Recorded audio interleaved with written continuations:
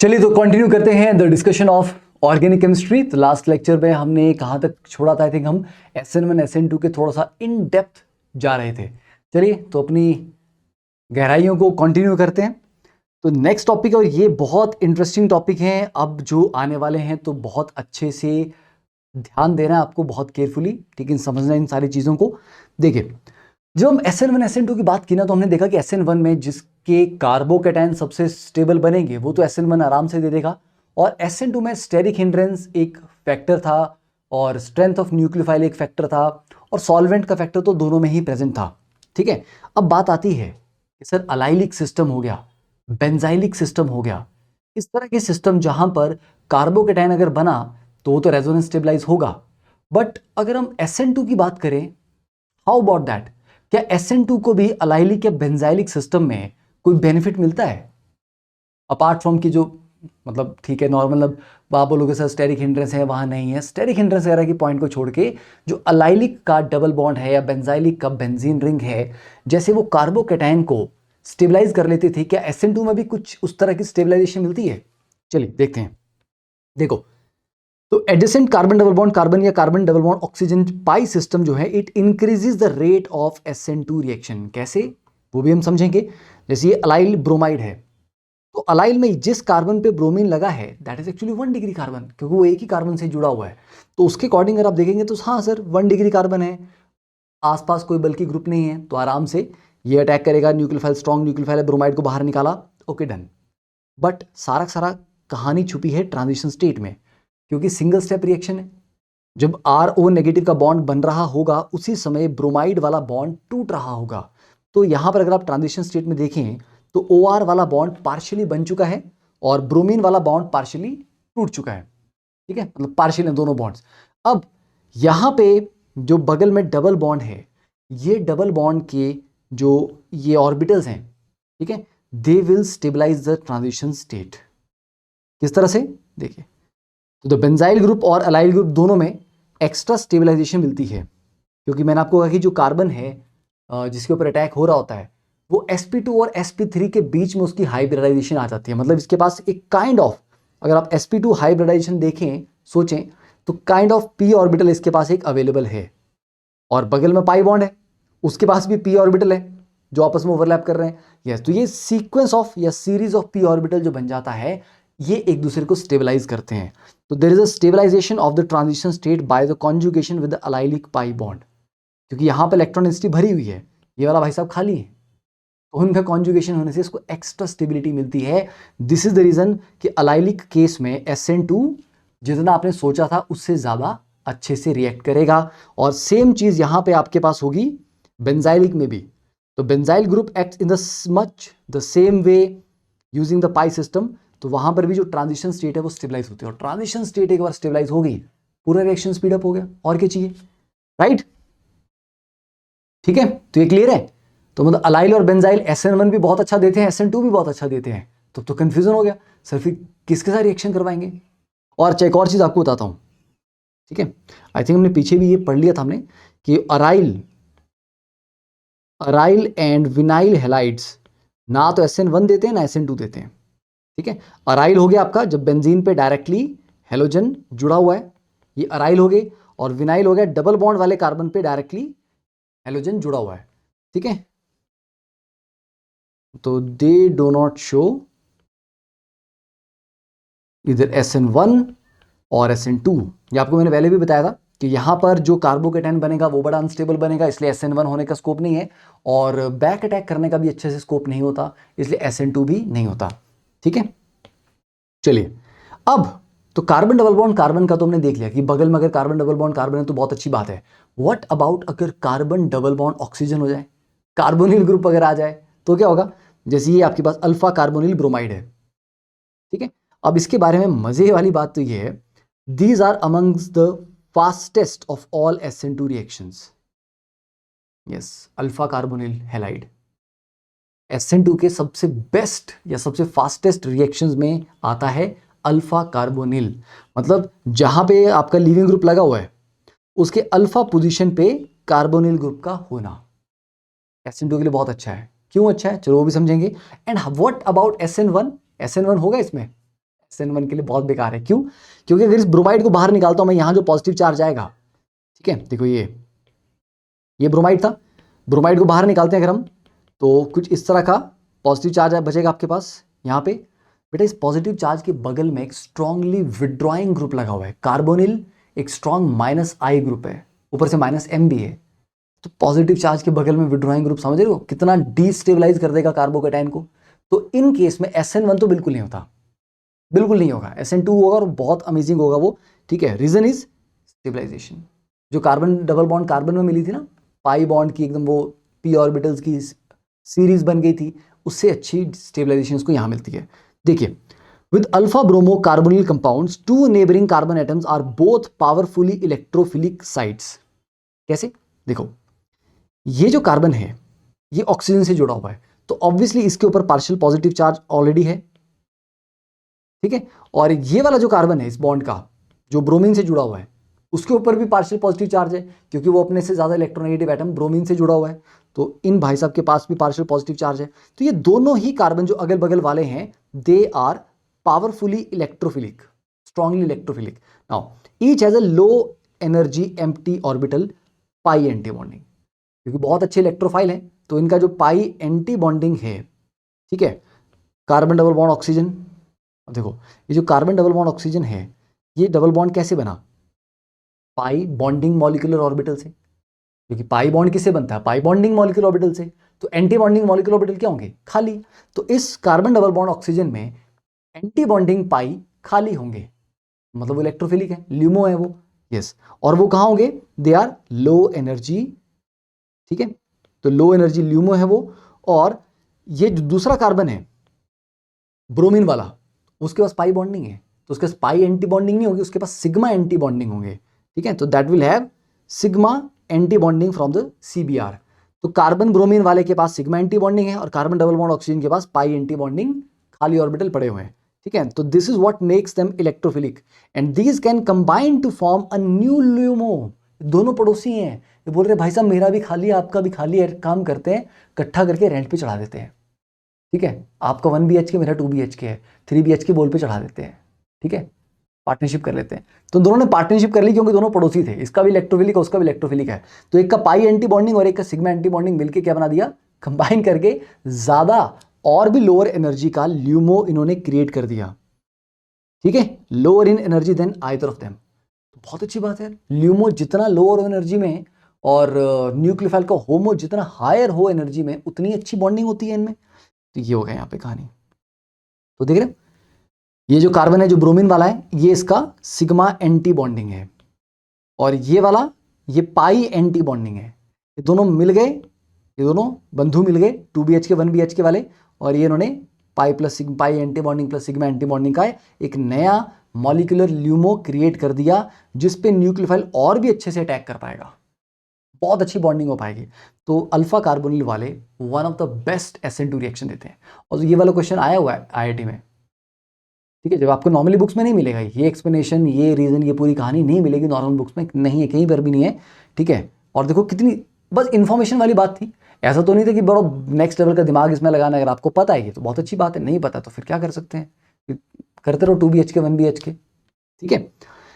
तो देखो, तो जैसे ही अल्फा कार्बोनिल आ गया तो इसके ऊपर न्यूक्लियोफाइल बड़े इजीली अटैक करेगा, फास्ट SN2 होता है, क्योंकि SN1 का तो स्कोप ही नहीं है, right, no scope for SN1,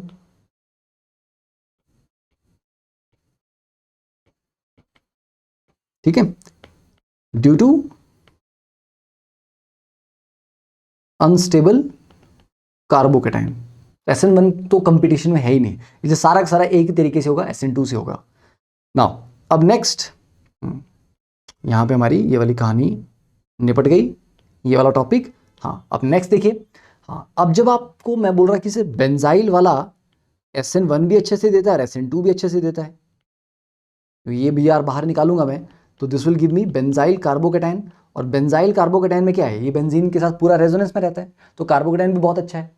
और अभी आपने देखा कि सर ट्रांजिशन स्टेट भी SN2 की बड़ी स्टेबलाइज होती है, तो SN1 SN2 दोनों अच्छे देता है, यस। तो बेटा बेंजाइल में फर्दर कैसे डिसाइड करेंगे कि SN1 होने जा रहा है या SN2 होने जा रहा है, फर्दर आप देखेंगे एक्स्ट्रा ग्रुप उसके ऊपर कैसे लगे हैं। अगर डोनेटिंग ग्रुप लगा हुआ है, जैसे OCH3 यहां पर है, it is electron donating group. ठीक है, तो ये जो हमारे भाई साहब हैं ये क्या है, it's a electron donating group. तो डोनेटिंग ग्रुप कार्बोकैटायन को स्टेबलाइज करता है। ठीक है, तो जब भी डोनेटिंग ग्रुप लगा हो इट फेवर्स SN1, तो SN1 कराओ, सीधी सी बात है, फिर SN1 करवा दो, करो। और वहीं पे अगर एक विड्रॉइंग ग्रुप लगा हो, जैसे ये भाई साहब हमारे जो है ये स्ट्रांगली इलेक्ट्रॉन विड्रॉइंग ग्रुप है नाइट्रो, तो यार विड्रॉइंग ग्रुप की प्रेजेंस में फिर SN1 के चांसेस घट जाएंगे ना, फिर ऑटोमेटिकली किसके बढ़ेंगे, SN2 के। सर SN2 के क्यों बढ़ जाएंगे विड्रॉइंग ग्रुप से, क्योंकि बेटा जो आपकी ट्रांजिशन स्टेट होती है उसके ऊपर 2 पार्शियल नेगेटिव चार्ज आते हैं, तो अगर अगल बगल में विड्रॉइंग ग्रुप लगा हो ना तो वो उस पार्शियल नेगेटिव चार्ज को स्टेबलाइज करता है विड्रॉ करके, ये रीजन है। ठीक है, तो transition state of SN2 has 2 partial negative sites, तो जितने विड्रॉइंग ग्रुप अगल बगल में लगे होंगे वो उसको स्टेबलाइज करेंगे, और दूसरी बात वो SN1 को होने नहीं देंगे क्योंकि वो कार्बोकैटायन को डिस्टेबलाइज कर देंगे। तो विड्रॉइंग ग्रुप का होना तो SN2 के लिए वरदान है। ठीक है, तो विड्रॉइंग ग्रुप जब लगा हो बेंजाइल में तो फिर आपने डिसफेवर SN1 करना है और SN2 को करवा देना है, सीधी सी कहानी। इस तरह का क्वेश्चन भी IIT में आया हुआ है डायरेक्टली, बस ये डिफरेंस था।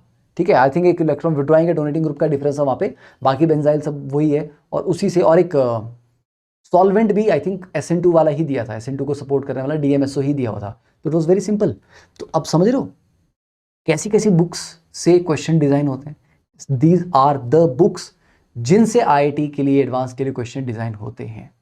यस, मिल जाएंगे आपको ऐसी बुक्स, जो आप पढ़ते हो ना तो आपको मिलता है अरे ये चीज़ तो पूछी एक बार एग्जाम में, ऐसे पढ़ते पढ़ते थ्योरी में आपको बीच में पैराग्राफ मिल जाएगा, एक एग्जांपल मिल जाएगा जो आपने देखा कि अरे ये तो आया था। मेरे साथ कई बार हुआ है IIT के एडवांस के question I have like come across in books, अब वो याद नहीं किसी में कौन कौन सी बुक में क्या था, बट फिर बाद में जब वो क्वेश्चन देखा अरे यार ये तो पढ़ा था कहीं पे किसी बुक में, तो होता है। ठीक है, तो अच्छी बुक्स पढ़ोगे तो आपको बहुत आसानी से फिर आपका एग्जाम निकलता है, क्योंकि आपके फंडे बहुत अच्छे से क्लियर होते हैं। अब देखो इतनी डिटेल में SN1 SN2 नॉर्मली नहीं पढ़ते, अगर पढ़ लोगे तो फिर दिक्कत ही नहीं होगी, बचा ही कुछ नहीं है। और तो अब बात करते हैं कि relative rates of substitution reaction of alkyl chlorides with the iodide ion. अब देखते हैं अब क्या क्या कंपैरिजन है।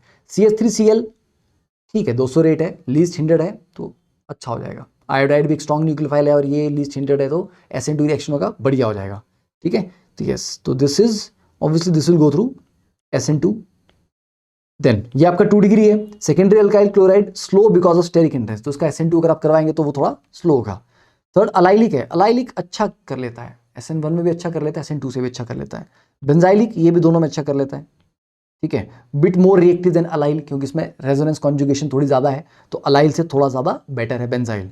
Then alpha methoxy, alpha methoxy SN1 बहुत अच्छा करता है, क्यों, क्योंकि ये Cl बाहर जाएगा, यहाँ पॉजिटिव चार्ज आएगा और बगल के ऑक्सीजन से डोनेशन मिलके उसका ऑक्टेट कंप्लीशन होगा।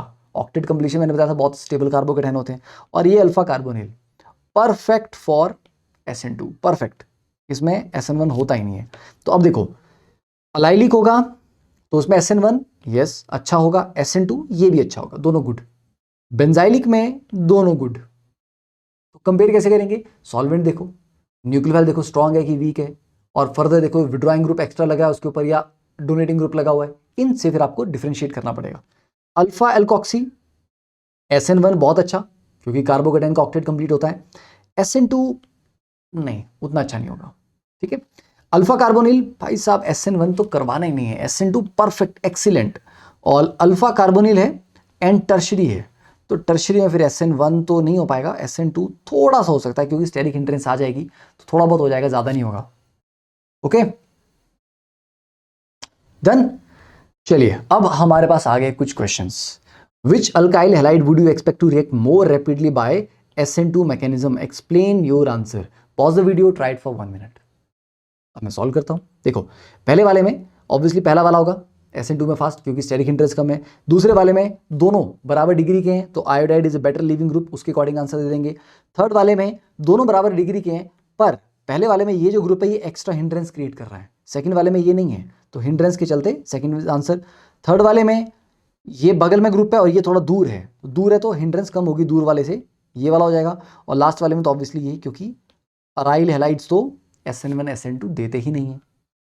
Next question, which SN2 mechanism of each pair would you expect to take place more rapidly in protic solvent. Okay protic है और SN2 है, ठीक है चलेगा। प्रोटिक बेसिकली क्या कर लेता था, प्रोटिक हमारे न्यूक्लियोफाइल को सॉल्वेट कर लेता था, तो वो थोड़ा दिक्कत क्रिएट करता था वहाँ पे। देखिए ये भी Cl नेगेटिव, ये भी Cl नेगेटिव, तो सबस्ट्रेट तो सेम है ना पहले वाले में। ETO नेगेटिव ETOH, अरे ऑब्वियस सी बात है boss, ETO negative strong nucleophile, ठीक है। तो first one answer is because we have a stronger nucleophile hair.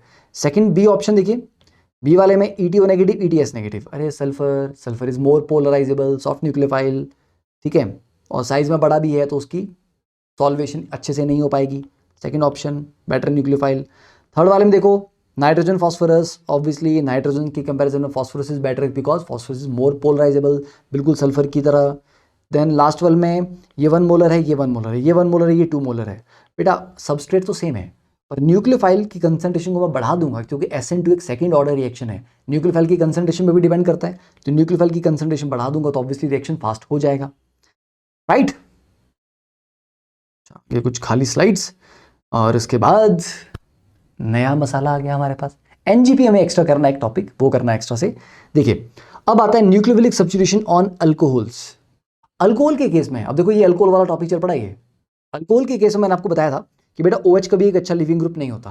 तो आप सोचोगे कि सर एक न्यूक्लियोफाइल अटैक करेगा यहाँ पे और OH को बाहर निकाल देगा, नहीं ऐसा नहीं होता है, because OH is a poor leaving group.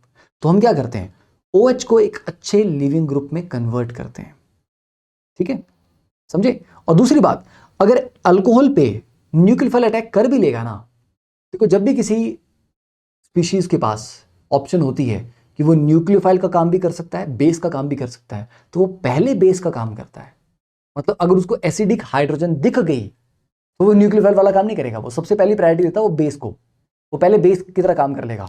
तो जो ROH है बेटा, इसमें जो हाइड्रोजन है ना ये वाला, जब भी कोई हाइड्रोजन एक इलेक्ट्रोनेगेटिव एटम से जुड़ा होता है लाइक ऑक्सीजन, नाइट्रोजन, फ्लोरीन, वो एसिडिक हाइड्रोजन होते हैं, ठीक है। तो ये वाला एसिडिक हाइड्रोजन है, तो अगर तुम न्यूक्लियोफाइल डालोगे तो वो ऐसा वाला रिएक्शन नहीं देगा कि OH नेगेटिव को डिस्प्लेस कर दे, नहीं, वो रादर एज अ बेस काम कर लेगा और इसके H पॉजिटिव को उठा लेगा वो और RO नेगेटिव जनरेट कर लेगा, समझे, ऐसा होगा। तो ये चीज ध्यान रखना कि अगर बेस और न्यूक्लियोफाइल दोनों का ऑप्शन है तो पहले प्रायोरिटी वो बेस को देता है as a base. Acidic hydrogen है ही नहीं तब वो एज ए न्यूक्लियोफाइल अटैक करेगा, ठीक है। तो बेटा फिर अल्कोहल के साथ रिएक्शन कैसे करवाया जाए, अल्कोहल के OH को एक अच्छे लिविंग ग्रुप में कन्वर्ट किया जाए, और वो कैसे करते हैं हम, वो करते हैं हम एसिड के साथ ट्रीट करके। तो देखिए आपके पास कोई भी अल्कोहल है, इसको आप एसिडिक मीडियम में डालेंगे तो ये H पॉजिटिव इसको प्रोटोनेट कर देता है, ये बनेगा OH2 पॉजिटिव, और OH2 अब एक अच्छा लिविंग ग्रुप बन गया, ये बाहर निकल जाएगा, ठीक है। और बाहर निकल जाएगा तो पीछे अब आप बोलोगे सर ये तो कार्बोकेटाइन 1 डिग्री बना, हाँ मैं नहीं बोल रहा कि 1 डिग्री कार्बोकेटाइन स्टेबल है, ऐसा होगा साइमल्टेनियसली न्यूक्लियोफाइल भी अटैक करेगा, तो ये SN2 रिएक्शन से हो जाएगा ये। क्यों, क्योंकि यहां पर एक स्टेबल न्यूक्लियोफाइल बनने का स्कोप नहीं था, इसलिए बोल रहा हूं मैं। तो OH2 बन के बाहर निकला, न्यूक्लियोफाइल ने साइमल्टेनियसली अटैक किया, ये हो गया। अगर सर यहां पर ग्रुप होता एक्स्ट्रा लगे हुए, ये 3 डिग्री अल्कोहल होता तो ये बाहर निकलता और कार्बोकेटाइन बनता पहले। तो कार्बोकेटाइन अगर बन सकता है स्टेबल तो वो SN1 से जाएगा, नहीं बन सकता है और एक स्ट्रॉन्ग न्यूक्लियोफाइल दिया हुआ है तो वो साइमल्टेनियसली अटैक करके OH2 को बाहर निकालेगा और SN2 मैकेनिज्म हो जाएगा, ठीक है।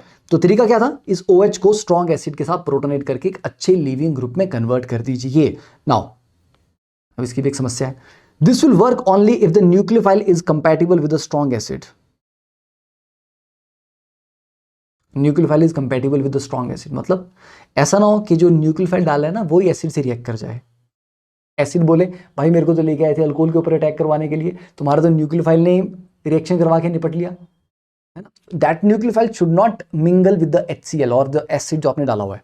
The preparation of tert butyl chloride from tert butyl alcohol simply by shaking it with concentrated HCl is a good example. कि जैसे ये आपके पास 3 डिग्री अल्कोहल है,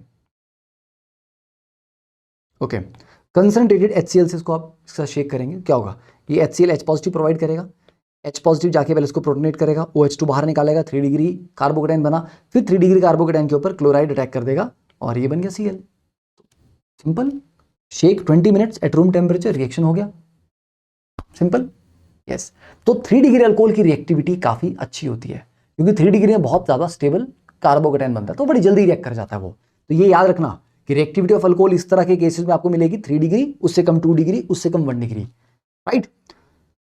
समझ आ गया फंडा? समझ आ गया? हाँ। तो ऐसे केस में आपको जो रिएक्टिविटी ऑफ अल्कोहल मिलेगा ना, in this case you will find reactivity of alcohol 3 degree greater than 2 degree greater than 1 degree, ठीक है, एंड इससे बेटर होगी CH3OH। आप बोलोगे सर ये क्या था, लास्ट में ये उल्टा क्यों कर दिया आपने? क्योंकि यहां तक की तो कहानी चल रही है तुम्हारी SN1 से, यहां तक की कहानी SN1 से चल रही है। SN1 तो 3 डिग्री में ज्यादा स्टेबल कार्बोकेटाइन बनता है, 2 डिग्री में उससे कम बनता है, 1 डिग्री में उससे भी कम बनता है। पर एक्चुअली जब वो 1 डिग्री पे आ जाता है ना, वो तो बोलता है बस मैं SN1 से नहीं करूंगा, अब मैं जाऊंगा SN2 से, जो आपको मैंने ऊपर एग्जांपल ये वाला दिया था, तभी SN2 से जाएगा। और अगर SN2 से जाएगा तो 1 डिग्री और मिथेनॉल में SN2 किस में बेटर होगा? ऑब्वियसली बात है मिथेनॉल में बेटर होगा, क्योंकि उसमें हिंड्रेंस सबसे ज्यादा कम है। तो ये लास्ट वाला जो पार्ट है ना, ये आपका SN2 से जा रहा है, इवन अप टू यहां तक। तो ये डिफरेंस है, ठीक है। तो 3 डिग्री, 2 डिग्री, 1 डिग्री और उसके बाद उससे ज्यादा मिथेनॉल, ऐसी चलती है कहानी इसकी। अब ये एक और बड़ा प्यारा सा न्यारा सा केस है, SN2 reaction in cyclohexane. Cyclohexane normally तो आपको चलो इस तरह से दिया होता है, पर उसकी एक्चुअल फॉर्म अगर हम बनाएं, स्टेबल जो कन्फर्मेशन है उसकी चेयर फॉर्म, तो चेयर फॉर्म अगर आप बनाएं और उसमें देखें कि सर इसमें तो 2 तरह की पोजीशन है, एक एक्सियल है, जो वर्टिकल बॉन्ड्स होते हैं ये एक्सियल होते हैं, ये वाला हो गया, ये वाला हो गया, जो वर्टिकल बॉन्ड्स हैं इनको एक्सियल बॉन्ड्स बोलते हैं, एक्सियल पोजीशन बोलते हैं, और जो नॉन वर्टिकल होते हैं उनको इक्वेटोरियल बोलते हैं। तो ब्रोमीन यहाँ पे इक्वेटोरियल पोजीशन पे है। अब ऑप्शन आपके पास है कि सर इसमें न्यूक्लियोफाइल अटैक करेगा तो अच्छा होगा, या इसमें न्यूक्लियोफाइल अटैक करे अच्छा होगा, मतलब ब्रोमीन एक्सियल पे रहे तो अच्छा है या फिर इक्वेटोरियल पे रहे तो अच्छा है, किस केस में अटैक करने की संभावनाएं बेटर हैं? अब खुद सोचो यार, न्यूक्लियोफाइल अगर यहां से अटैक करना चाहे इसके बैक साइड से, क्योंकि SN2 में रिएक्शन क्या होता है, बैक अटैक होता है, तो इस ब्रोमीन का बैक अटैक मतलब यहां से, यहां तुम देखो ये 3 हाइड्रोजन रास्ते में आएंगे, अच्छे से अटैक नहीं हो पाएगा, ठीक है। तो इस केस में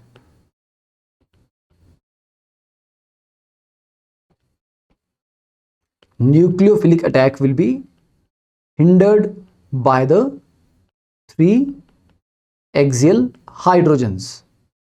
इस केस में तो चलो हाइड्रोजन है, हो सकता है किसी और केस में यहाँ पर कोई और ग्रुप लगाओ, तो कोई और ग्रुप लगाओगे तो और ज्यादा हिंड्रेंस क्रिएट करेगा। तो इसलिए जब ये ब्रोमीन आपका या लीविंग ग्रुप आपका इक्वेटोरियल है, नॉट गुड SN2, ठीक है। तो ये वाली पोजीशन SN2 रिएक्शन करवाने के लिए अच्छी नहीं है। यही चीज अगर आप इसको एक्सियल रख लेते तो अब ये जनाब ऐसे आएंगे अटैक कर देंगे, तो ये जो एक्सियल हाइड्रोजन थी आपकी ये ज्यादा डिस्टर्ब नहीं करेंगी, अब यहां पर इसको कोई हिंड्रेंस नहीं मिल रही है। तो दिस इज गुड ओरिएंटेशन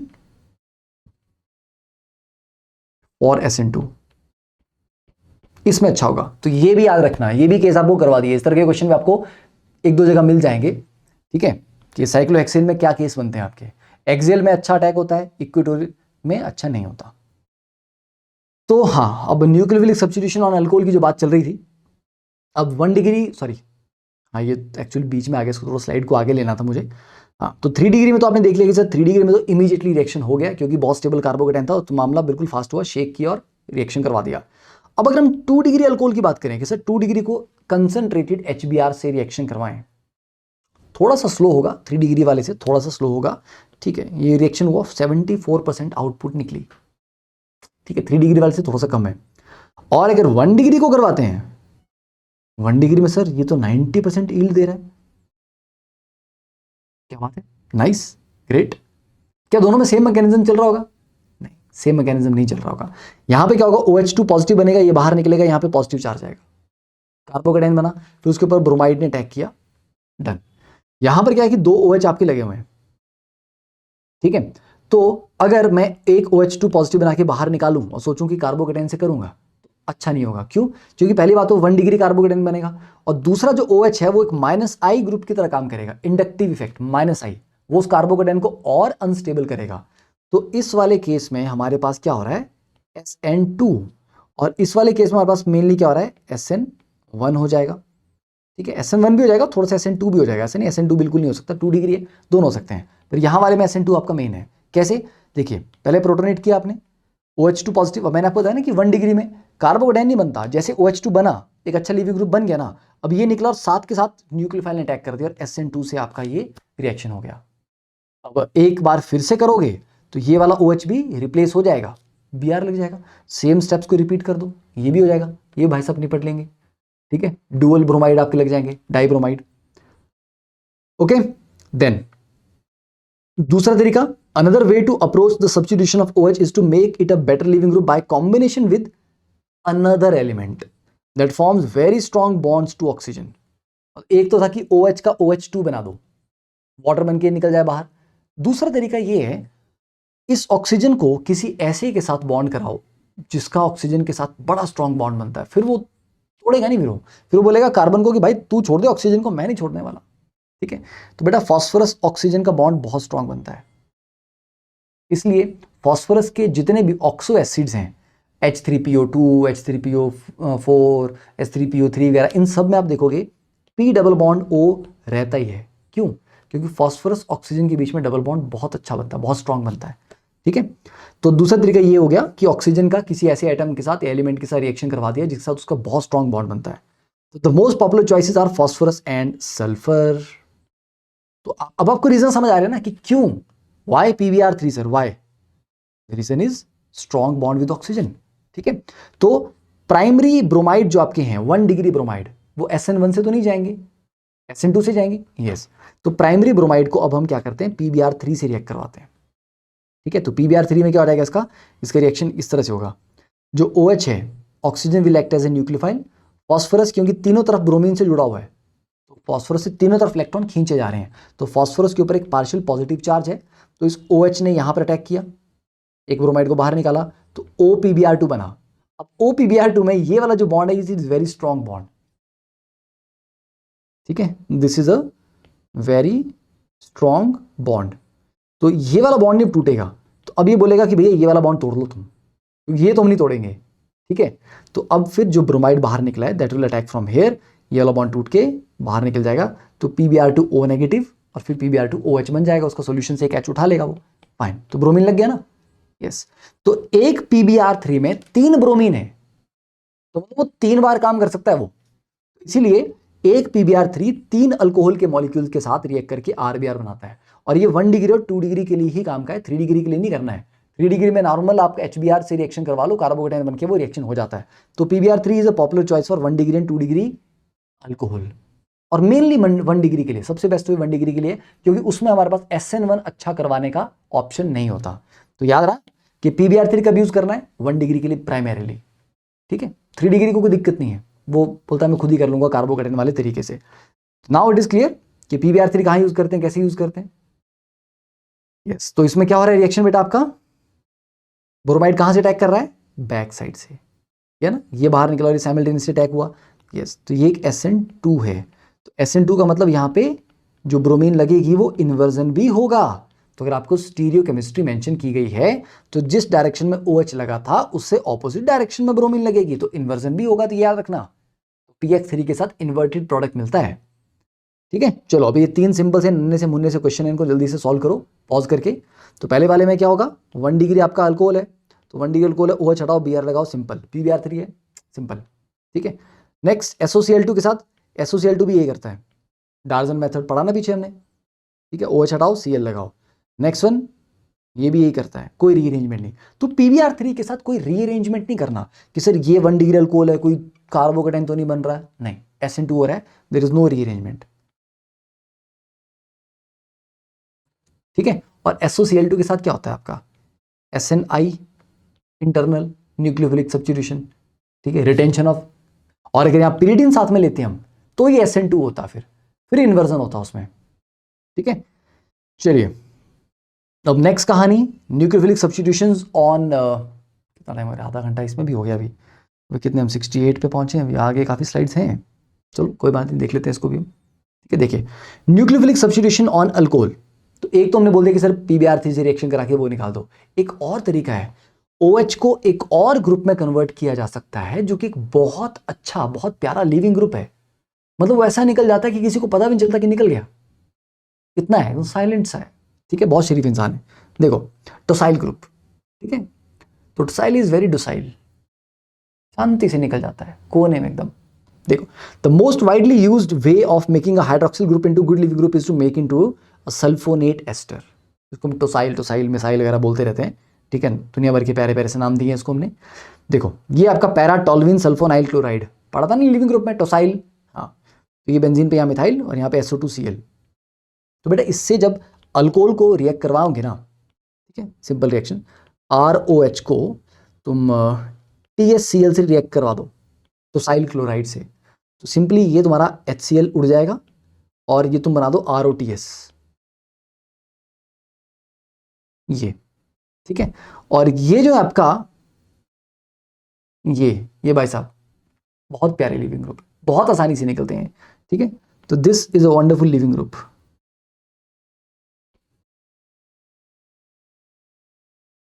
तो अब अल्कोहल का आराम से आपने जो टोसाइल में कन्वर्ट कर दिया ना इसको, अब बड़े आसाम से आगे रिएक्शन करते गए, ठीक है। तो प्राइमरी अल्कोहल को, सेकेंडरी अल्कोहल को, जिनके केस में कार्बोकेटाइन बनाने में दिक्कत रहती थी, किसको कन्वर्ट कर रहे हैं अब इसको सल्फोनेट एस्टर में। तो व्हाट इज दिस ROTS, क्या है ये? इट्स अ सल्फोनेट एस्टर, ठीक है, ये सल्फोनेट एस्टर है आपका। तो बस पिरिडीन के प्रेजेंस में आपने ट्रीट कर लिया, पिरिडीन क्या करेगा, ये जो HCl निकला है इसको न्यूट्रलाइज कर लेगा साथ के साथ, तो बन गया आपका ये ROTS, अल्काइल टोसाइलेट। अब ये जो अल्काइल टोसाइलेट है, इस पर कोई भी रिएक्शन आगे आप करवा लो, ठीक है, जैसे RCH2OTS है, अब न्यूक्लियोफाइल का अटैक करवाओ, खुशी खुशी करवाओ, ये बाइसा बाहर, और ये RCH2NU प्लस TSO नेगेटिव, खुशी खुशी, resonance stabilise, happy, okay. Then एक और तरीका देखो, उसी का टोसाइल क्लोराइड वाला बोल रहा हूं, जैसे आपका ये 1 डिग्री अल्कोहल है, ठीक है, हमने क्या करना है इसके ऊपर, हमने इसके ऊपर ना ये वाला ग्रुप लगाना है फाइनली, देख रहे हो, जो एक्स्ट्रा ग्रुप इसमें चेन में ऐड करना है वो ये वाला ग्रुप है, दिस वन, इतना ग्रुप ऐड करना है। तो मतलब दिस इज आर न्यूक्लियोफाइल। तो पहली बात, ये न्यूक्लियोफाइल कैसे जनरेट करें, अब देखो जहां से जुड़ा है ये, वो ट्रिपल बॉन्ड वाले कार्बन से जुड़ा है, तो मतलब ट्रिपल बॉन्ड वाले कार्बन पे नेगेटिव चार्ज रहा होगा, बाकी की पीछे चेन तो चलो वो पीछे है, तो मतलब it is something like RC triple bond C negative, इस तरह का न्यूक्लियोफाइल है। ये कैसे मिल सकता है आपको, इससे ट्रिपल बॉन्ड वाला जो हाइड्रोजन होता है दैट इज एसिडिक, पता ना आपको, terminal alkyne have acidic hydrogen, तो ये आपका एसिडिक हाइड्रोजन है। तो यहाँ पे रेड कलर कुछ ज़्यादा यूज हो गया हुआ है, ठीक है, तो ये आपका एसिडिक हाइड्रोजन हो गया, फाइन। तो इसको किसी बेस से ट्रीट करोगे, BuLi, butyl lithium, butyl lithium में लिथियम को हटाओ, ये Bu नेगेटिव है, butyl negative which is a very strong base, butyl मतलब CH3 CH2 CH2 CH2 negative, carbon के ऊपर नेगेटिव चार्ज बहुत स्ट्रॉन्ग बेस होता है, तो butyl negative is a very strong base, ठीक है। तो Bu negative Li positive, Bu negative ने ये उठाया, यहाँ से निकाला, ये वाला बॉन्ड यहाँ रह गया कार्बन के पास, तो यहाँ पर ये आ गया, और उसके साथ कार्बन पे नेगेटिव चार्ज, Li पे positive charge, kind of salt बन गया यहाँ पे, फाइन। तो Li को तो हटाओ, यहाँ गया नेगेटिव चार्ज, अब this is a good nucleophile, carbon के ऊपर नेगेटिव चार्ज है, ये अच्छा न्यूक्लियोफाइल है। तो आपने OH को पहले TSCl पिरिडीन से ट्रीट करके OTS में कन्वर्ट किया, सल्फोनेट एस्टर में, उसके बाद ये न्यूक्लियोफाइल यहाँ अटैक करेगा, SN2 रिएक्शन होगा और तो साइलेट निकल गया बाहर, सिंपल। तो ऐसे भी कर सकते हैं, ठीक है। इसको अगर आपको सरल शब्दों में अगर आपको करवाया जाए, तो सरल शब्दों में देखिए, ROCH2 C triple bond CH, और butyl lithium is like Bu negative Li positive, इसने ये वाला H पॉजिटिव उठाया, ROCH2 C triple bond C negative, ठीक है, और नीचे आपने OTS ये लगाया, ये यहां अटैक करवाया, इसको बाहर निकाला, एंड डन। सरल शब्दों में इस तरह से। तो हर एक रिएक्शन जो मैं करवा रहा हूँ ना, जो प्री रिटन है, उसको खुद लिख के साथ में प्रैक्टिस करना है, नहीं तो नहीं आएगा मजा, ठीक है। जैसे ये एग्जांपल है, पैराटोल्यूइन सल्फोनाइल क्लोराइड, सिंपली लिखो TSCl प्लस इथेनॉल, क्या बनेगा आपका, जल्दी बोलो, OH का क्या बन जाएगा, OTS, सिंपल, ठीक है। तो यहाँ पे देखो, तो TSCl से आपने रिएक्शन करवाया, OTS बना, अगले स्टेप में न्यूक्लियोफाइल ने बैक अटैक करा, इन्वर्जन हुआ SN2 में, और TSO टोसाइलेट बाहर। ये हुआ ओवरऑल, ये है आपका ओवरऑल रिएक्शन जो हम इतनी देर से पढ़ रहे हैं, ठीक है। चलिए, supply the missing reagents, okay, ये वाला क्वेश्चन है हमारे पास अभी, फिर ये वाला है, एस्टर्स एज ए न्यूक्लियोफाइल है, sorry ether as a nucleophile है, इपॉक्साइड एज इलेक्ट्रोफाइल है, फिर नाइट्रोजन के न्यूक्लियोफाइल हैं।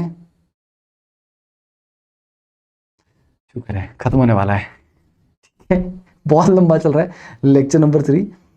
चलो सप्लाई द मिसिंग रिएजेंट भाई बताइए, इसको इसमें कन्वर्ट किया, ठीक है, क्या है, व्हाट इज दिस? अरे कुछ नहीं है, बहुत सिंपल है,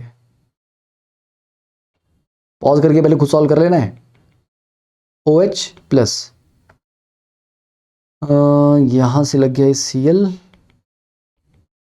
अब ये आपका टोसाइल ग्रुप नहीं है, ये मिसाइल ग्रुप है, क्योंकि मिथाइल सल्फोनाइल क्लोराइड है, ठीक है। This is CH3, this is missile group, तो ये वाला HCl निकलेगा और फिर ये बन जाएगा। तो this was your missing reagent पहले केस में। इसके आगे क्या किया फिर आपने, इसका ये हटाया, ये तो चलो ठीक है, ये एक अच्छा लिविंग ग्रुप बन के निकल जाएगा। जैसे OTS था ना, ये OMe बोलते हैं इसको, ठीक है, मिसाइल ग्रुप है ये, ठीक है। नहीं रुको यार, OMe नहीं बोलते इसको, छोड़ो उसको, OMe मत बोलो उसको, OSO2Me ही बोलो, ठीक है। ये एक अच्छा लिविंग ग्रुप है, ये भी निकल जाएगा बाहर। तो साइनाइड ने अटैक किया, तो ऑब्वियसली बात है साइनाइड इज ए न्यूक्लियोफाइल। देखो इन्वर्जन भी हो रहा है यहाँ पे, ये बैकवर्ड था, ये फॉरवर्ड है, फ्रंट में, तो इन्वर्जन हो रहा है, तो SN2 रिएक्शन हुआ और SN2 में साइनाइड ने अटैक किया, तो साइनाइड ने यहाँ अटैक किया, ये वाला बॉन्ड टूट के निकल गया बाहर। तो लिविंग ग्रुप आपके पास क्या है, O नेगेटिव SO2 CH3, और अच्छा लिविंग ग्रुप है क्योंकि नेगेटिव चार्ज रेजोनेंस में है, स्टेबलाइज है अच्छे से। तो ये हो गया question solve. Next, right the product XYAB showing stereochemistry. बहुत अच्छी बात है। SO2Cl के साथ क्या होगा, यहाँ पे OH का OTS बन जाएगा। स्टीरियोकेमिस्ट्री में कोई चेंज नहीं, क्योंकि ये वाले बॉन्ड में तो कुछ किया ही नहीं आपने तो OH में से H हटाया ना बस, इस वाले बॉन्ड पे तो अटैक ही नहीं किया, जो कार्बन ऑक्सीजन के बीच का बॉन्ड है। तो यहाँ पर तो कोई फर्क नहीं पड़ेगा, यहाँ पर तो X तो आप सिंपल ये लिख लो कि X is equal to this OTS, ये आपका X आ गया। फिर NaOH के साथ आपने ट्रीट किया, तो NaOH SN2 में क्या करेगा, NaOH में आपका OH नेगेटिव न्यूक्लियोफाइल है, ओके, तो बैक अटैक करेगा, तो बाहर निकालेगा, बाहर निकालने के बाद ये आ गया। तो पहले आपका OH फ्रंट में था, अब आपका OH बैक में चला गया। ये R2 ब्यूटेनॉल है, ये S2 ब्यूटेनॉल है। कैसे पता लगा सर ये S है? अरे एक ही तो कायरल सेंटर है, उसको फ्रंट को बैक कर दोगे तो स्टीरियोकेमिस्ट्री इन्वर्ट हो जाएगी, R कैस बन जाएगा, सीधी सी बात है, ठीक है। सेकंड वाले में यहाँ क्या है, OH का OTS बन गया, तो सेकंड वाले में ये जो A है आपका, this is nothing but OTS, और LiCl में, ठीक है, Li पॉजिटिव Cl नेगेटिव, तो Cl negative will act as a nucleophile, SN2 mechanism.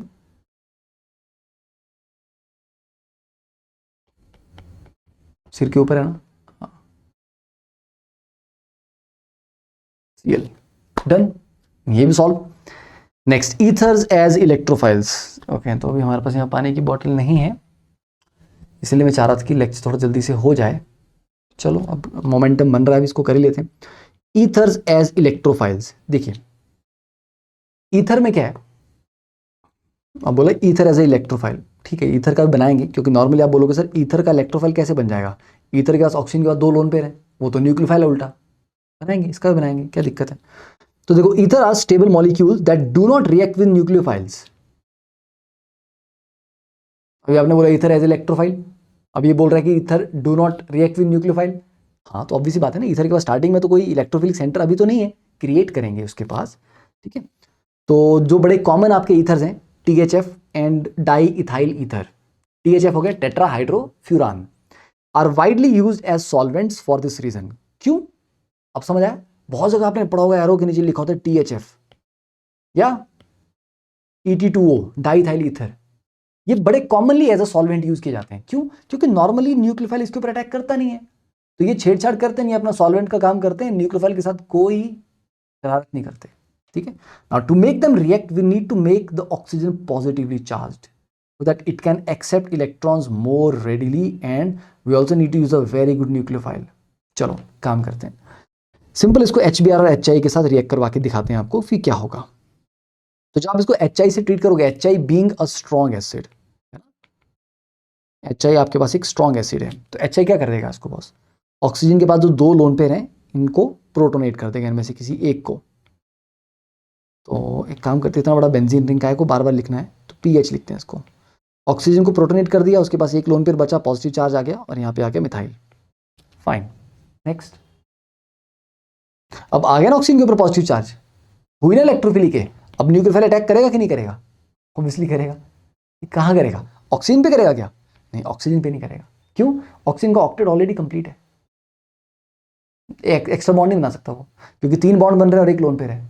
Oxygen पे अटैक नहीं करेगा, पर क्योंकि ऑक्सीजन के पास पॉजिटिव चार्ज है तो ऑक्सीजन बगल वालों से खींच के वो बॉन्ड तोड़ने की फिराक में रहेगा।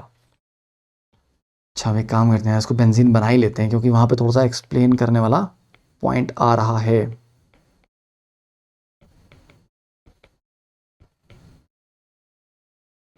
ठीक है, अब अगर हम आई नेगेटिव का अटैक करवाते हैं इसके ऊपर, 2 पॉसिबिलिटीज है। एक, आई नेगेटिव इधर अटैक करे और ये वाला बॉन्ड तोड़ के ऑक्सीजन रख ले अपने पास, तो ऑक्सीजन को पॉजिटिव चार्ज पसंद नहीं है, वो या तो ये वाला बॉन्ड तोड़ेगी ऑक्सीजन या फिर ये वाला बॉन्ड तोड़ेगी राइट साइड वाला, ये लेफ्ट है राइट। ठीक है, वन ऑप्शन इज ये यहां अटैक करे, ये वाला बॉन्ड टूटे। अदर ऑप्शन इज ये यहां अटैक करे और ये वाला बॉन्ड टूटे। आपको पता है बेंजीन वाली पोजीशन पे SN2 अटैक नहीं होते, और अगर ये वाला बॉन्ड तोड़ के आप सोचोगे यहाँ पे कार्बोकेटाइन बनाएंगे तो वो भी नहीं होगा। तो देखो, जो बेंजीन के साथ वाला बॉन्ड है ना, वो तो नहीं ही तोड़ना है, नहीं ही तोड़ना है। क्यों? क्योंकि ये तोड़ के अगर आप सोचेंगे कि हम कार्बोकेटाइन यहां पर बनाएंगे तो वो बनेगा फिनाइल कार्बोकेटाइन, जो कि होता है बड़ा अनस्टेबल। तो मतलब SN1 का तो स्कोप बचा नहीं यहाँ पे। और बेंजीन पे आपका बैक अटैक होता नहीं है SN2, तो ये वाला बॉन्ड बेटा गलती से भी नहीं तोड़ना, समझे? जब भी ईथर में एक तरफ बेंजीन रिंग लगाओ वो तो तोड़ना ही नहीं है। बात बची सिर्फ ये वाला बॉन्ड तोड़ने की। अब अगर मैं सोचूं कि इस बॉन्ड को तोड़ देता हूं, पहले अटैक नहीं करवाता हूं, जस्ट इसको तोड़ देता हूं, तो that will generate CH3 positive methyl carbocation, very unstable carbocation.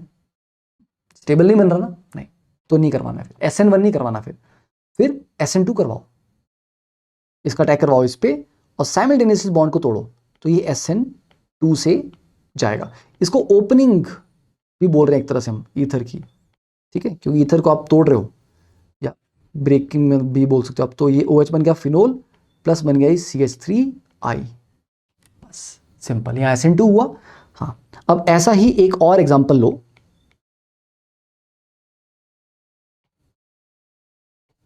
ये लो, इसको HI से ट्रीट करो।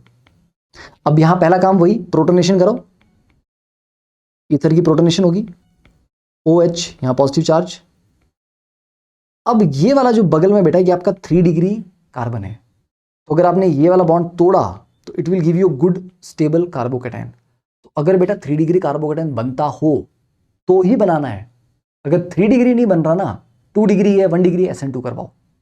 ठीक है, तो ये वाले जनाब अगर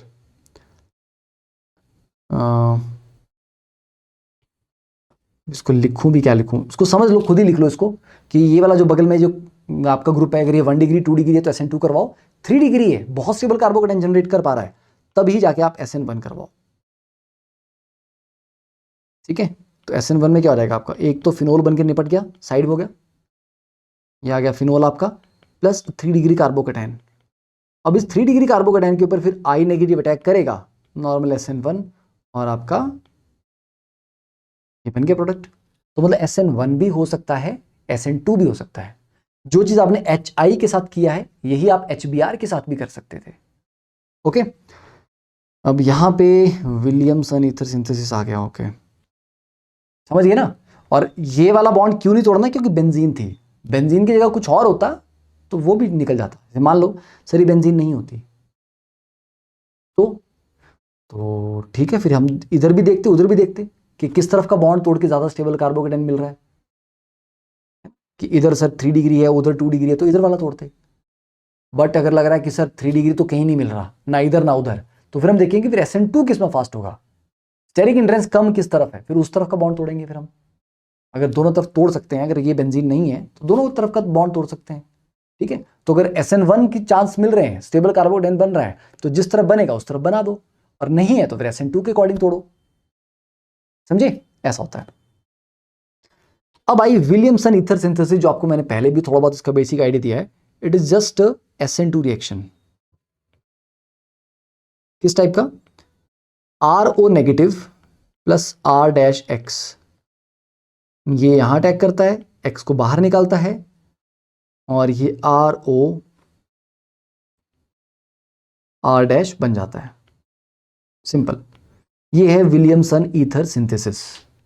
तो क्योंकि ये न्यूक्लियोफाइल है, अच्छा स्ट्रांग होना चाहिए क्योंकि SN2 से करवा रहे हो बॉस, और दूसरा ये आपका अल्काइल हैलाइड है तो इट शुड बी कॉम्पैक्ट। ये 1 डिग्री या 2 डिग्री ही होना चाहिए, 3 डिग्री बिल्कुल नहीं होना चाहिए। तो फॉर एग्जांपल अगर मैं आपको बोलूं कि tert butoxide plus CH3Br reaction होगा, यस अच्छे से होगा। क्यों? क्योंकि ये वाला आपका एक अच्छा न्यूक्लियोफाइल, आप बोलोगे बल्कि कोई दिक्कत नहीं, क्योंकि CH3Br में मिनिमम हिंड्रेंस होती है, तो ये रिएक्शन हो जाएगा, ये बन जाएगा आपका प्रोडक्ट।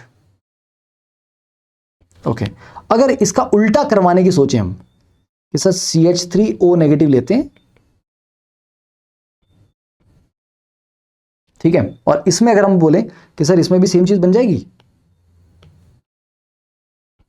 ना बिल्कुल नहीं बनेगी बेटा। इसमें क्या हो जाएगा फिर? इसमें ये हो जाएगा कि ये 3 डिग्री है, 3 डिग्री SN2 नहीं देता, रादर वो एलिमिनेशन देगा, जो हमने पढ़ी नहीं अभी तक, ठीक है। तो this reaction will instead undergo elimination, substitution की जगह ये एलिमिनेशन कर देगा, और एलिमिनेशन में आपको जो प्रोडक्ट मिलेगा that will be like this, HBr निकल जाएगा। ये वैसे वैसे स्ट्रॉन्ग बेस काम करेंगे, ये बगल वाले कार्बन से H निकाल लेंगे और यहाँ से Br निकल जाएगा और ये बीच में डबल बॉन्ड आ जाएगा, ऐसा हो जाएगा यहाँ पे, ठीक है। तो पढ़ेंगे उसके बारे में, अब एलिमिनेशन क्या होती है उसके जब मैकेनिज्म पढ़ोगे तो बाद में आपको समझ आ जाएगा।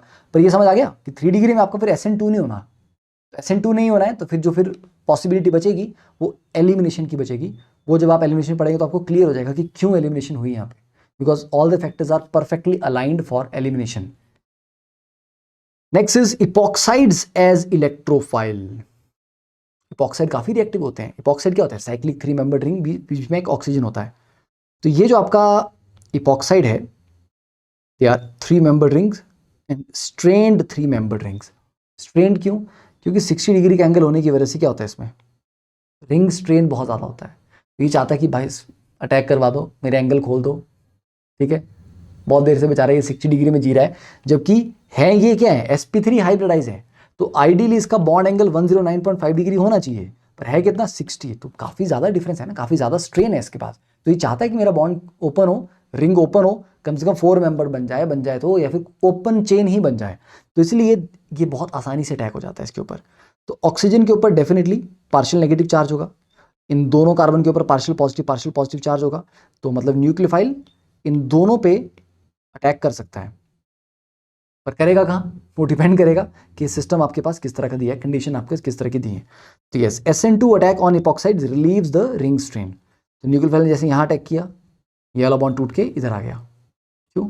क्योंकि बॉस कार्बन के ऑलरेडी 4 बॉन्ड तो बने हैं, इस कार्बन के 5 तो नहीं बनेगा ना। तो जब ये वाला बॉन्ड बनेगा तो ये वाला बॉन्ड टूट जाएगा, तो बॉन्ड ये आपकी स्ट्रेट चेन आ जाएगी, ठीक है। पर इपॉक्साइड की जो रिएक्शन है ना बच्चों, वो एसिडिक और बेसिक मीडियम में दोनों में डिफरेंट तरीके से होते हैं। ये आपको मेरे को थोड़ा सा आइडिया देना है। देखो, इन एसिडिक मीडियम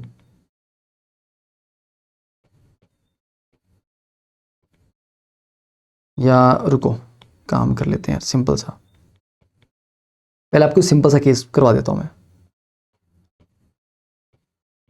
जैसे यहाँ पे आपने करवाया कि सर CH3O नेगेटिव का अटैक करवाना है, तो क्या करेंगे? तो CH3, अब देखो ये दोनों पोजीशन सेम है, दोनों कार्बन सेम है इपॉक्साइड के, किसी पे भी अटैक करवाओ चलेगा। यहाँ अटैक करवाया, ये वाला बॉन्ड ओपन हुआ, यस, तो यहाँ पे O नेगेटिव, ठीक है, CH3O नेगेटिव Na पॉजिटिव ले लो, तो ये O नेगेटिव Na पॉजिटिव बन जाएगा, एंड यहाँ पे आपका OCH3 लग गया। फिर बाद में इसको पानी में डाल दो, यहाँ पे OH बन जाएगा, इस तरह का आपका प्रोडक्ट आ गया, ठीक है। इसको ढंग से लिखें अगर हम, तो इट इज लाइक OH, ये इस तरह से बन जाएगा, यस। तो यहां पर तो कंफ्यूजन नहीं था क्योंकि दोनों कार्बन एक ही तरह के हैं, कहीं पर भी अटैक कर लो। बट अगर दोनों डिफरेंट हो, मतलब ये सिमेट्रिकल इपॉक्साइड है आपके पास, ये था आपके पास सिमेट्रिकल इपॉक्साइड, कोई दिक्कत नहीं आई। बट अगर हमारे पास अनसिमेट्रिकल इपॉक्साइड आए, ये आपके पास है मान लीजिए अनसिमेट्रिकल है, तब क्या होगा? तब ये डिपेंड करता है कि मीडियम कैसा है, एसिडिक मीडियम है या बेसिक मीडियम है। ठीक है, देखिए अगर आपके पास एसिडिक मीडियम है तो क्या होगा? तो H पॉजिटिव होगा। H पॉजिटिव पहले इसको प्रोटोनेट कर लेगा। ठीक है, तो प्रोटोनेट होके ये प्रोटोनेटेड इपॉक्साइड बन गया। ये अब जो न्यूक्लियोफाइल है, अब उतना स्ट्रॉन्ग न्यूक्लियोफाइल नहीं चाहिए आपको। क्यों नहीं चाहिए? क्योंकि ऑलरेडी ऑक्सीजन के ऊपर पॉजिटिव चार्ज आ चुका है, तो बगल वाले कार्बन के ऊपर काफी ज्यादा स्ट्रॉन्ग इलेक्ट्रोफिलिक साइट क्रिएट हो चुकी है। तो अब आपको उतना स्ट्रॉन्ग न्यूक्लियोफाइल नहीं चाहिए। ठीक है, एक मॉडरेट न्यूक्लियोफाइल भी चलेगा। तो जो भी ले लो आप, एक मॉडरेट न्यूक्लियोफाइल आपने लिया, समझ आ रही है? इस केस में ऑक्सीजन के ऊपर कोई पॉजिटिव चार्ज नहीं है। ठीक है, तो इस बगल वाले कार्बन पे भी उतना स्ट्रॉन्ग इलेक्ट्रोफिलिक कैरेक्टर नहीं होगा, तो आपको न्यूक्लियोफाइल एक अच्छा चाहिए। पर एसिडिक मीडियम में हमने इसको काफी इलेक्ट्रोफिलिक बना दिया है इन कार्बन्स को। तो अब जो न्यूक्लियोफाइल अटैक करता है ना, ये स्टेरिक हिंड्रेंस के अकॉर्डिंग नहीं करता। अब ये देखता है कि अच्छा मैं यहां भी कर सकता हूं अटैक और मैं यहां पर भी कर सकता हूं। ये वहां अटैक करता है जो मोर सब्स्टिट्यूटेड कार्बन है, मतलब जिस कार्बन के ऊपर ज्यादा ब्रांचेस लगी हुई हैं, ज्यादा अल्काइल ग्रुप लगे हैं, वो ये है। ठीक है, तो एसिडिक मीडियम में जो अटैक होता है वो कहां होता है? Attack on more substituted carbon.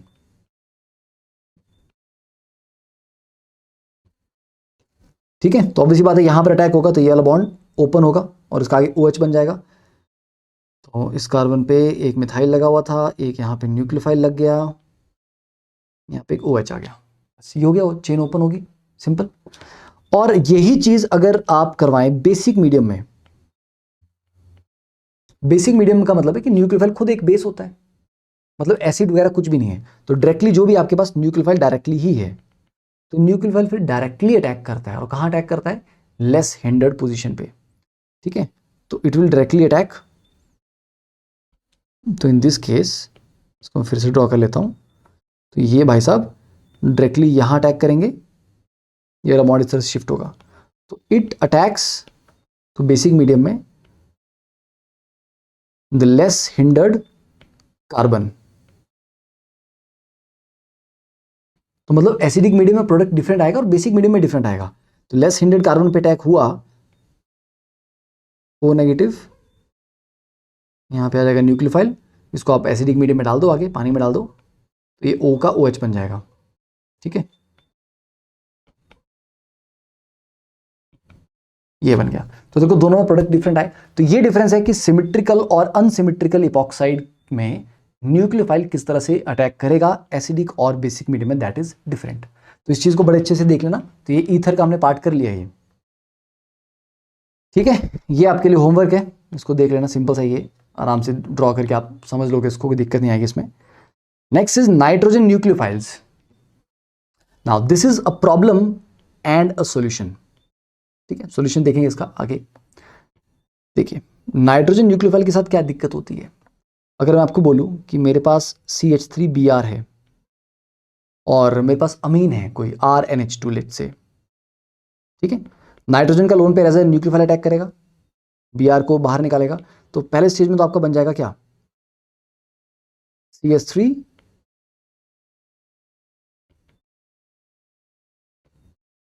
NH2 positive और Br नेगेटिव, सॉल्ट बनेगा ना ये, N अपना लोन पेयर देगा, उसके ऊपर पॉजिटिव चार्ज आएगा, फिर ठीक है स्लाइटली हीट करने पे क्या हो जाएगा, ये एक HBr निकल जाएगा, तो Br नेगेटिव यहाँ से H निकाल लेगा, तो ये बन जाएगा आपका CH3NHR। Okay, this is the product, fine. अब क्योंकि थोड़ा सा RNH2 अभी भी पड़ा होगा, ठीक है, क्योंकि इसके कुछ मॉलिक्यूल इससे रिएक्ट करके ये बना रहे हैं, तो CH3Br के कुछ मॉलिक्यूल तो अभी भी बचेंगे ना। मान लो स्टार्टिंग में आपने 100 लिया था और ये भी 100 लिया था RNH2, मान लो 100 में से ये 80 रह गया और 20 ये बन गए, और ये भी 100 में से 80 रह गया, तो अब ये जो RNH2 है, अब ये न्यूक्लियोफिलिक है, अब ये इधर का किधर किधर अटैक कर सकता है, उल्टा बोल दिया मैंने, सॉरी। हाँ तो ठीक है, इन दोनों के बीच में रिएक्शन हुआ और ये बनता गया बनता गया बनता गया बनता गया, ठीक है, RNH2 खत्म हो गया अब। ओके, अब खत्म नहीं हो गया, चलो काफी कम हो गया, तो धीरे धीरे क्या होगा, ये भी एक न्यूक्लियोफाइल है, ये भी तो न्यूक्लियोफाइल है, क्योंकि यहां पर नाइट्रोजन के पास भी लोन पेयर अवेलेबल है। फिर से सुनो, CH3Br पे पहले ये एक न्यूक्लियोफाइल था RNH2, और अब ये जो प्रोडक्ट बन रहा है ये भी एक पोटेंशियल न्यूक्लियोफाइल है, क्योंकि इसके पास भी नाइट्रोजन है, उसके पास लोन पेयर है। तो अब CH3Br के ऊपर ये भी अटैक कर सकता है और ये भी अटैक कर सकता है। तो अगर ये अटैक करेगा तो यही चीज बनेगी।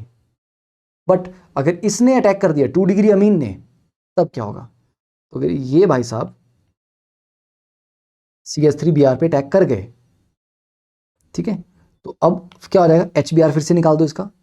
ओके, तो ये आ जाएगा आपका CH3N CH3R, ये आ जाएगा, HBr निकाल दो, ठीक है।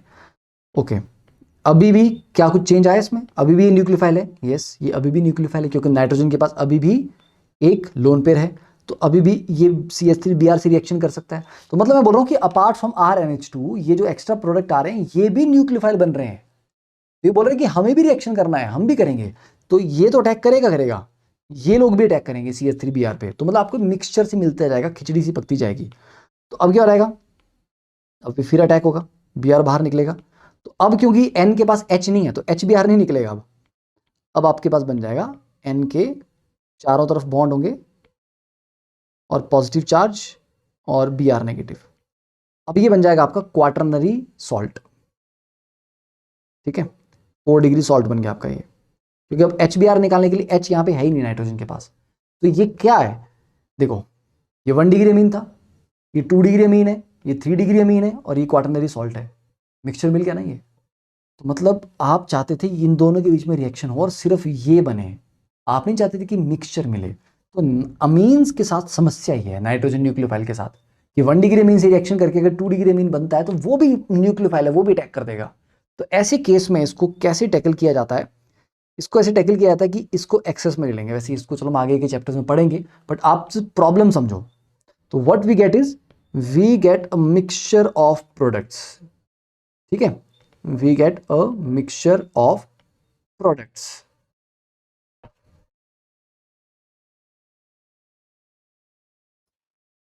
यस, तो अब इसके लिए सॉल्यूशन बेसिकली क्या है, रादर देन RNH2 यूज करने के एक और तरीका है। देखिए, one solution for primary amines is to replace ammonia with azide ion N3 negative.